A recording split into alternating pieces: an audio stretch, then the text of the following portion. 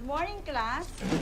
Good morning, Miss Adanya. Okay, class. May bago tayong estudyante. Kaka-enroll lang niya, kaya ngayon lang siya papasok. May condition siya na di pangkaraniwan. Siya sa birth defect. Pero katulad niyo rin siyang na gustong pumasok sa eskwela. So, please welcome to the class, Caroline de la Cruz. Sige na, Bingbing. Pinakilala ka na ni Ma'am. Ano ang mukha mo? Maskara ba yan?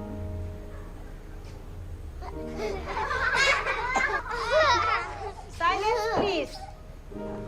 Mali ang ginagawa ninyo. Hindi nyo dapat pinagtatawanan yung taong may kondisyon na katulad ni Caroline. Dapat, tinutulungan nyo siya na makapag-adjust sa klase. Ha? Sige na, Bingbing. Aalis na ako, ha? Lalabas na ako. Hintay na lang kita. Sige, okay na siya. Ako na bahala sa kanya. Salamat. Okay, Caroline, magpakilala ka sa kanila. Ako po si Caroline de la Cruz. Bingbing na lang po ang itawag niyo sa akin. Ba't ka na mukha mo? Bingbing, gusto mo bang sagutin yung tanong niya?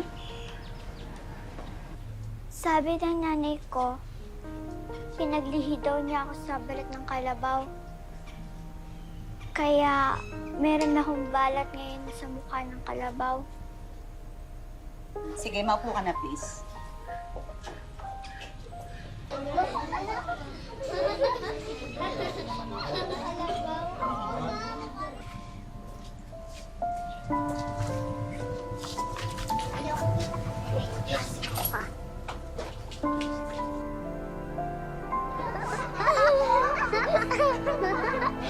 Kalabaw. Kalabaw. Kalabaw talaga. Mukha ba talaga ang kalabaw? Isinilang si Bingbing na may malaking balat sa mukha. Sabi ng kanyang ina, dahil daw ito sa paglilihi sa kalabaw noong ipinagbubuntis siya. Ayon naman sa kanyang ama, dahil daw sa matakaw ang misis noon sa ulam na pusit. Pero ano man ang tunay na dahilan, ang itsura ni Bingbing ay wala raw na idulot na mabuti sa kanya.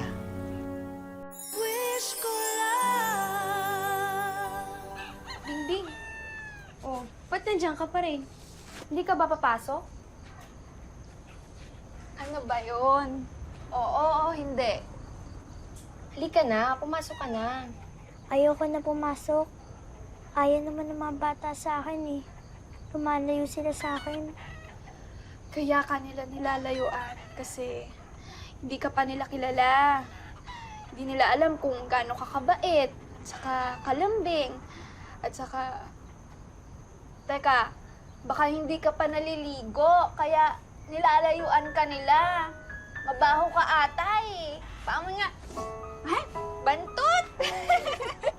Mamo! Si Ate Nene! Tsaka si Ate Sheila! Uy, tama na! Ano ba? Gagawin mo laro niyan. Anak, bango na. Halika na, papasok ka na. Yung uniforme mo nakahanda na doon, tsaka yung almusal mo. O ayan, tatlo na kami nagsasabi sa'yo pumasok ka na. Tayo ka na, bilis. Bakit ba pinipilit yung bata? Kung ayaw pumasok, edi wag pumasok. Charlie, ano ka ba? Napapag-iwanan na tong anak mo. Dahil ayaw mo kasing i-enroll, tapos ngayon gusto mo na naman siyang huminto. Papasok siya, tapos anong mangyayari? Pagtatawanan. Ang bata kailangan mag-aral. Tapos, Bing, anak, huwag mo intindihin si tatay. Halika na, tayo ka na, mag-aaral ka ha. Lahat ng bata dapat mag-aral, anak, ha? Hindi naman po ko katulad ng ibang bata. Iba po ang itsura ko sa kanila.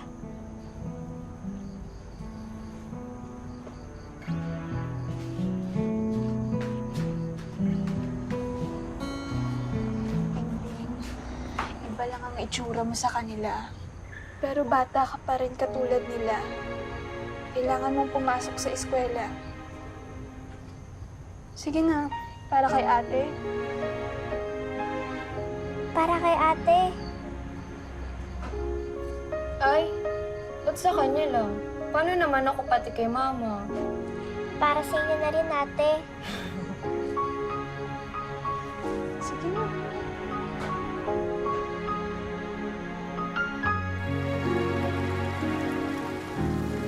Hi, Nene. Hi, Bingbing. Hi, Sheila. Pwede makisabay? Makisabay? Oo. Eh, di ba pupunta ka sa trabaho mo? Baka mapalayo ka kapag sumabay ka sa amin. Maaga pa naman, tsaka alas 9 kung nagbubukas sa opisina.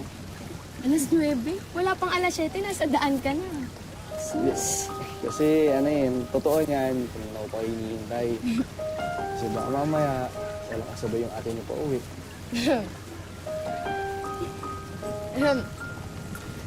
Ate, mauna na siguro ako. Ikaw na bahala kay Bingbing, ah. Bingbing, ikaw bahala kay ate, ah. Jeff. Nini. Ikaw na bahala,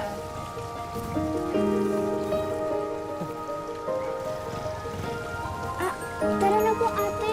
Tara. Mahiling pa po ako sa eskwelahan. Sige, sabi ko nga.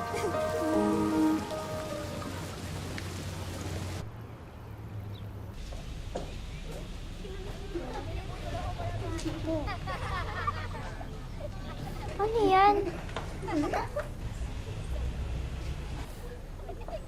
Di ba pinaglihi ka sa kalabaw, kaya binigyan ka namin ng damo para may recess ka? Ay, kawawa. Umiiyak ang batang kalabaw. Siguro nagugutom to eh. Kumain ka, o. Ito na pagkain, o. Kumain ka na. Di ba nagugutom ka kaya ka umiiyak?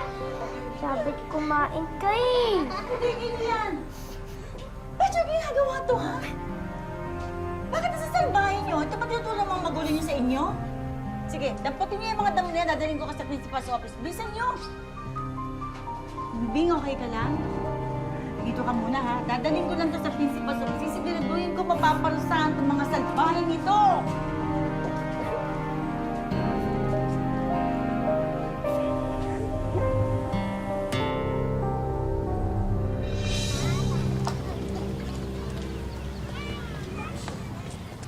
Aswang na pinaglihi sa kalabaw. Alam mo ba na pinatawag ng principal ang mga magulang namin dahil sa'yo? Ha? Wala naman ang ginagawa sa inyo ah. Basta, kasalanan mo to lahat eh. Dapat doon ka lang sa bukid. Kasama namang ibang kalabaw. Kalabaw, kalabaw, kalabaw, kalabaw, kalabaw, kalabaw. Hala, nakatakas yung kalabaw. Habulin na siya. Bilis, habulin nyo. Bilis.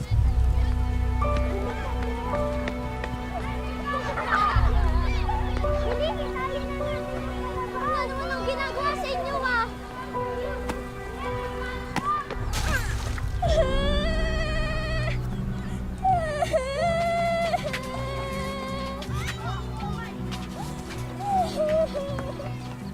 Bingbing! Bingbing! Bingbing! Diyos ko! Hey! Bingbing! Bingbing, okay ka lang? Okay ka na. Bingbing! Bingbing, okay ka lang?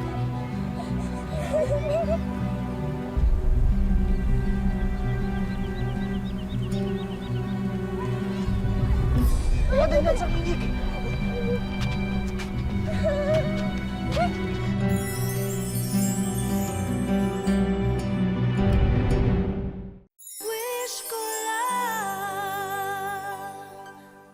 Malupit daw ang mga tao sa paligid ni Bingbing. Buti na lang at lagi raw nakasaklolo ang kanyang mga kapatid. Ngunit hindi raw sa lahat ng oras ay mababantayan siya ng kanyang mga ate. Sa oras na matsyempohan ko talaga mga bata yan, lagot talaga sila sa akin. Kakalbuin ko sila. Tama na, Nick. Maayos naman eh. Nakipag-usap na yung magulang ng bata sa akin. Sabi nila, sila ro bahala sa pagpapagamot kay Bingbing at saka humingi naman sila ng dispensa. Ano nga ba sinasabi ko eh? Kaya kahit nung una pa, tutol na ako sa pag-aaral ni Bingbing. Charlie, hindi naman pwedeng ikukulong natin sa bahay ang anak natin habang buhay niya. Siyempre, kailangan din niya makapaglaro sa ibang bata na katulad niya kasing edad niya. Yun na nga eh. Hindi siya katulad ng ibang bata. Tay!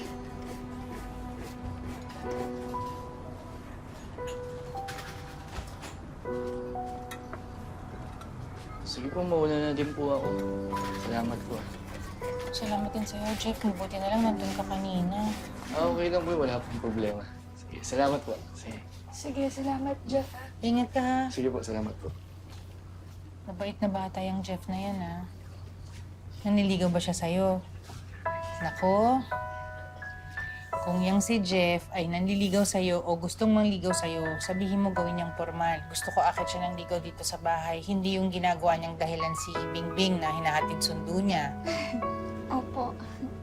At ikaw, Bingbing, isusumbong mo sa akin pagka magkasama yan si ate mo, ha? Tsaka si Jeff. Kwento ka sa akin. Pangako yan. Babantayan mo. Ikaw din.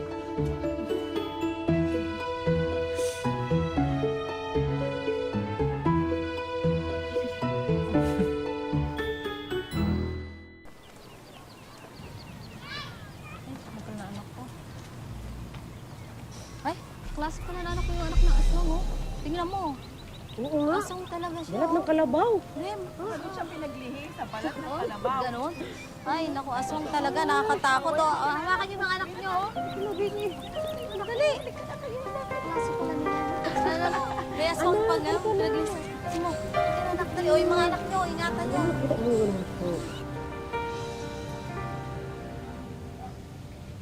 Mabilis na naging matamis ang pagtitinginan ni na Jeff at ng ate ni Bingbing na si Sheila. Tara na po. Si nanay, kanina, napasarap yung nood niya ng TV. Nagluluto siya. Kalimutan niya yung sinabi na sunog. Tapos ate, alam mo, may kwento ko sa'yo. Ganda-ganda. Blooming ka kanina eh, dahil lang kay Kuya Jeff eh. Kalabaw, kainin mo to. Kaya nga, total kalabaw ka naman eh. Oo nga, di ba? Kalabaw ka. Hoy, pigilan niyo yan, ha? Susubukan kayo sa teacher niyo. Kalabaw!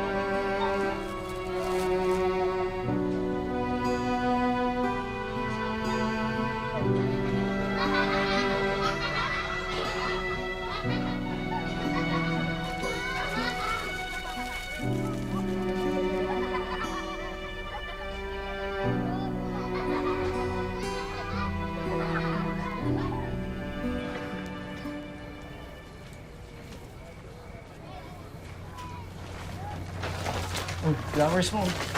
Thank you. Gusto mo ba? Ay, may bisita ka pala. Oo po, Tita Shirley. Ay, Tita Shirley. Para sa inyo. Sa akin? Opo. Nako, Jeff, nagabala ka pa. Paborito ko yan eh, pansit. Hinulaan ko lang yan, Tita. Magaling ka ha, dahil dyan, sige. Alam ko naman, makakit ka na ng ligaw. Plus points ba yan? Plus points. Ah, may sipin ko. Pag masarap to. Sige, pasok ko muna to. Sige po, Gawa ko tita. ni kay merienda. Joke lang yun, Siyempre.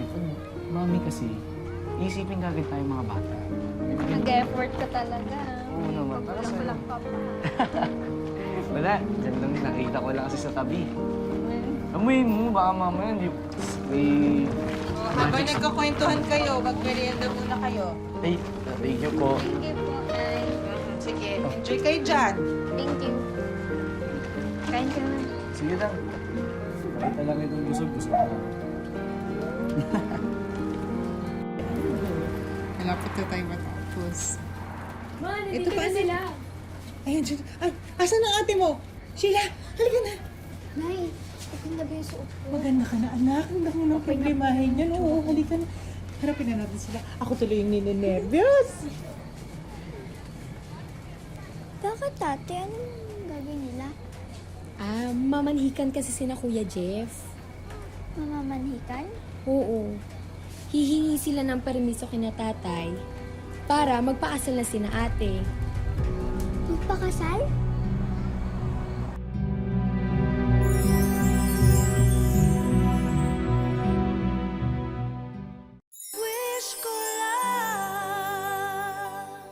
Pumasok kayo. Pasensya na kayo. Ay, naku, nagabala pa kayo. Salamat, salamat po. Pasok po kayo. Pasensya na kayo sa maliit namin bahay. Upo po kayo. Hello po. Magandang gabi. Kamusta naman po? Hindi naman po kayo syempre naligaw dahil kasama niyo si Jeff. Sandali lang po. Thank you po dito. Maraming salamat po sa pagkain. Nagabala pa po. Nang maunawaan ni Bingbing ang ibig sabihin ng pamamanhikan ng nobyo ng kapatid niya, nakaramdam siya ng lungkot dahil nabatid niya rin na mawawala na ang ate niya sa piling nila. Bakit ka malungkot? May sakit ka ba? Aalis ka na po kasi. Ha? Narinig ko po nung Pasko. Lilipat na daw po kayo ni Kuya Jeff ng ibang lugar pag kinasal daw po kayo. May trabaho kasi sa ibang probinsya si Kuya Jeff mo. Kaya kapag kinasal na kami, doon na kami titira. Huwag ka na umiyak. Hindi ka ba masaya para kay ate? Masaya po.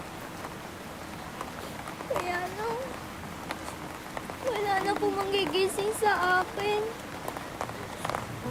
Wala na po mag-aatid sa akin sa eskwelahan. Wala na po magbabantay sa akin pa uwi. Nandiyan naman si ate Nene. Si nanay, tsaka si tatay. Hindi naman po ako mahal ni tatay eh. Lagi nga po siya ganyan sa akin. Tsaka ayaw po niya ako palabasin ng bahay. Hindi. Mahal ka nun.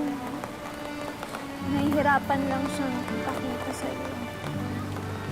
Ganito na lang. Kapag nagkaanak ako, magpapatulong ako sa iyo na mag-alaga sa kanya. Gusto mo ba yan? Talaga po? Kaya lang, sana po hindi po siya maging kapareho sa akin. Eh ano naman kung kapareho mo? Kapareho mong malambing, mabait, at saka malakas yung pilite. Mahal na mahal kita. Tatandaan mo yun lagi, ha?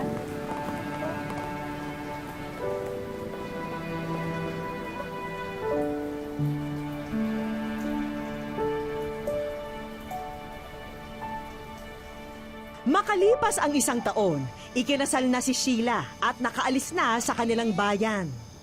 Bingbing, anak! Po, Bing, nasaan ang ate Nene mo? Pumunta sa bayan. Bumili ng ice cream para sa medianoche natin mamaya. Naku, uutusan ko pa naman siyang bumili ng asin dahil meron pa akong lulutuin. Ma, ako na lang po yung bibili po. Anak, sigurado ka ba? Opo, malapit lang rin naman po yung mga tindahan. O sige. Oh, anak, mag-ingat ka ha. Opo.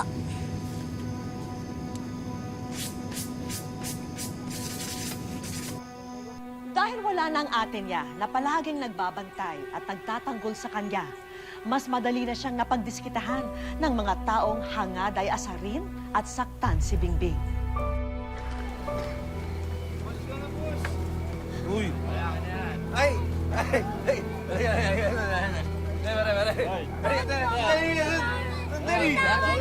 Sandali lang. Pre! Hindi. Ito yung aswang. Sino may tsura? Ay! Magpalit ka nga niya, dali na. Magpalit ka ng anyo.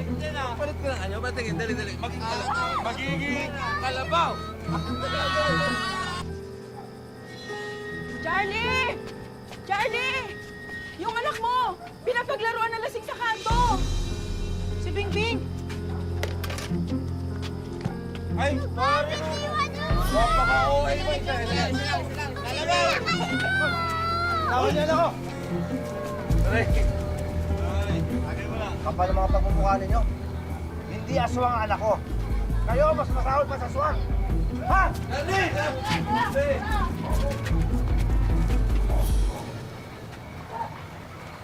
Yes ka lang? Sa unang pagkakataon, naramdaman ni Bingbing ang pagmamalasakit at pagmamahal ng ama. Doon na rin labis na naunawaan ng dalagita na iniiwas lamang siya ng magulang sa mapanghusgang mata ng mga tao, kaya siya naging mahigpit sa kanya. At At sa pagbukas ng bagong taon, kasabay nito nagbukas ang mga mata ni Bingbing sa natatanging pagmamahal ng kanyang Papa Charlie.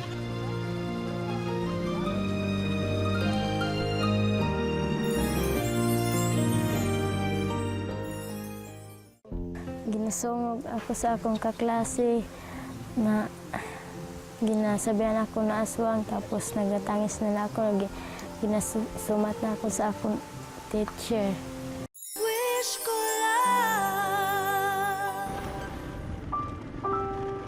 Sa liblib na barangay sa bayan ng Dimasalang sa Masbate, sinasabing naninirahan ang isang babaeng may kakaibang kalagayan.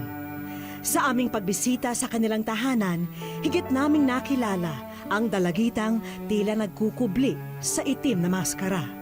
Ako si Charilyn de la Cruz, 14 years old, taga Buracan, Dimasalang, Masbate.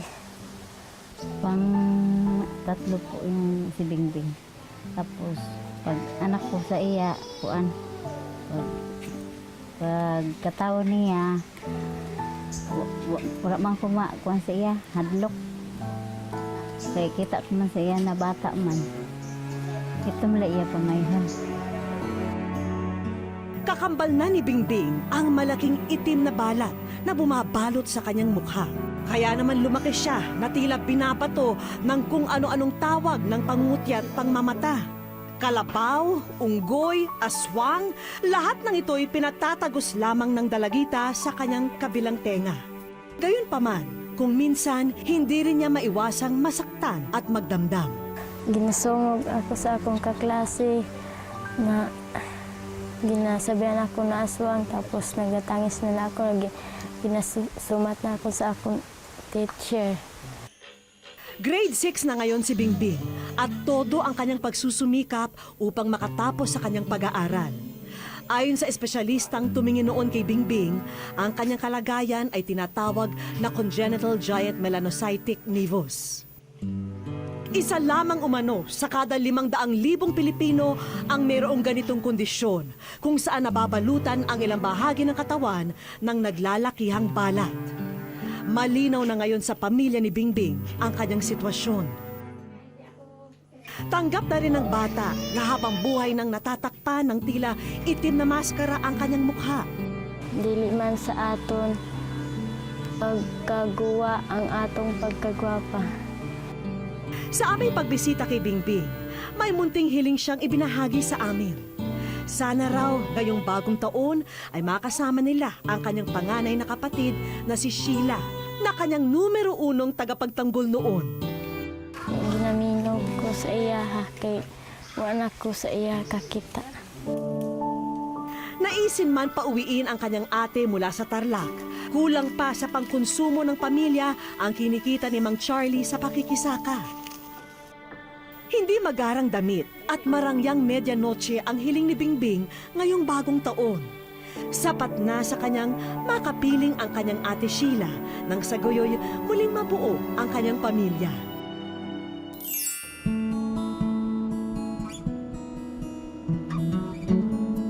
Walang kamalay-malay ang pamilya de la Cruz na kasama naming bumiyahe pa Masbate si Sheila.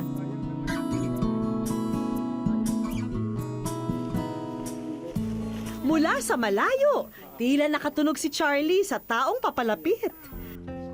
At dito na bumungad si Sheila na mahigit 5 taon na nilang hindi nakikita. Ikaw po, ikaw po na. Sila. Sino yan? Sino yan? Abot langit ang saya ng mag-asawang Charlie at Shirley sa pagdating ng kanilang panganay. Mula raw kasi nang makapag-asawa, hindi na raw muli siyang nakabalik dito. Nagulat po ako na nandyan pala si Bibi. Hindi kasi namin alam na darating ngayon.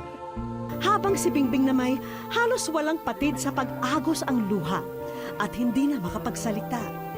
Bakit ka umiyak? Tangis.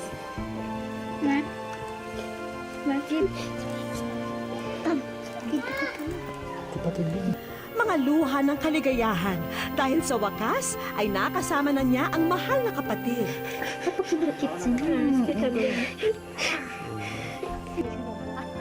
O Bingbing, tahan na ha, dahil bukod sa pagdating ng iyong ate Sheila, may iba pa kaming sorpresang sa inyo inihanda.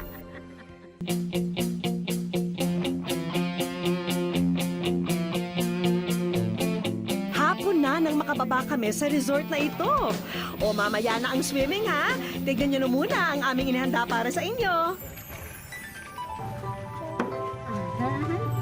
Hindi pa huli ang Pasko dahil may tigi-isang regalo ang magkakapatid. Siyempre, lahat ng yan galing sa amin sa Wish Ko Lang. Maraming salamat po. Masaya po kami na mayroong nagbigay kay Bingbing na regalo. Matatamis ng ngiti ang isinukli sa amin ng mga bata dahil sa tanang buhay daw nila, ngayon lamang sila nakatanggap ng mga regalo. May kanya-kanyang laruan at damit ang magkakapatid. Mahuhuli ba naman ang ating bida? Siyempre hindi, dahil may special gift para kay Bingbing. Pwede mo nang ma-text at matawagan palagi ang iyong ate. Walang katumbas ang saya sa mukha ni Bingbing. Maraming salamat po sa Wish Ko Lang. At siyempre pa, meron din ang mama at papa ni Bingbing. Kitang-kita ang labis na tuwa ng mag-anak nang bumungad sa kanila ang aming regalo na isang motorsiklo. Masaya po ako na binigyan niyo po ng motor si Papa ko. Pangarap po niya. Opo, pangarap ko po. Magkaroon po ako ng motor. Mahatod na ako ni Papa sa eskwelahan. Malaking tulong daw ang motor na ito kina Mang Charlie. Sa lalong madaling panahon daw ay mamamasada na siya ng habal-habal. Hindi matatawaran ang mga ngiti at saya ni Bingbing at ng kanyang pamilya. Ang mga karanasang ito, tiyak na hindi malilimutan. Lubos silang nagpapasalamat na sa pagsapit ng bagong taon, panibagong pag-asa ang kanilang tinatanaw. Hindi raw madaling mabuhay sa lipunan na tumitingin sa panlabas na anyo. Pero kung may pamilya na kaagapay sa lahat ng pagsubok, kaya nitong mapagaan ang anumang problema sa buhay.